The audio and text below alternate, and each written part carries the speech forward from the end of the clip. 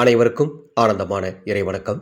ஆன்மீக சிவ சொந்தங்களே, உங்கள் வீடு வாடகை வீடோ சொந்த வீடோ, அந்த வீட்டுக்குள்ளே இருக்கக்கூடிய எல்லா விதமான கெட்ட சக்திகளும் விலகி ஓட, உங்கள் குடும்பத்துக்கு நல்லது நடக்க, உங்கள் வீட்டுக்குள்ள தெய்வ சக்தி நிலைத்திருக்க ஒரு சூட்சமம் சொல்லித்தரேன்.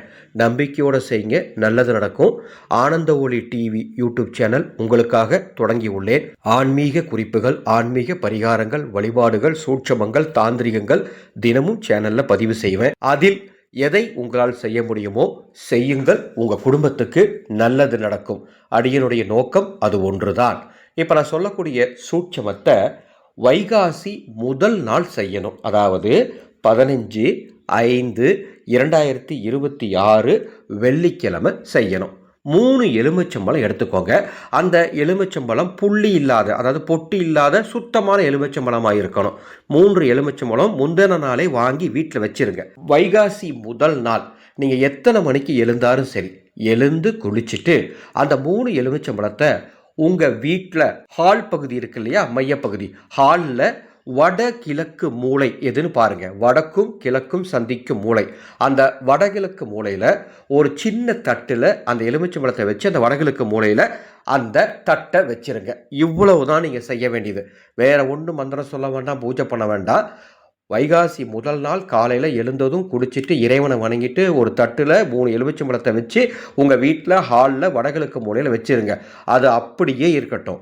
மறுநாள் வைகாசி 2, அதாவது 16/5/2026 வைகாசி அமாவாசை அன்னைக்கு காலையில் எழுந்ததுமே அந்த 3 எலுமிச்சம்பழங்களை எடுத்து தூக்கி போட்டுருங்க வெளியே. 15ஆம் தேதி வைக்கிறீங்க, 16ஆம் தேதி காலையில் அந்த 3 எலுமிச்சம்பழத்தையும் எடுத்து வீட்டிலேருந்து வெளியே போய் தூரமாக போட்டுருங்க.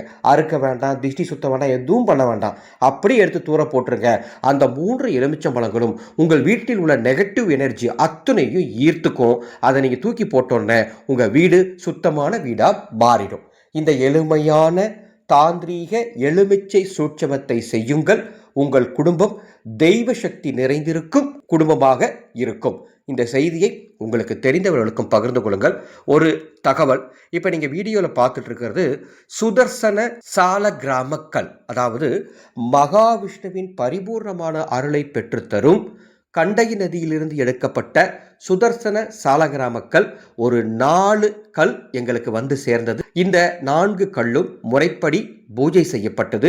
இது உங்கள் வீட்டில் இருந்தால் உங்கள் வீட்டில் மகாலட்சுமி தாயாரும் பெருமாளும் நிரந்தரமாக தங்கியிருப்பாங்க.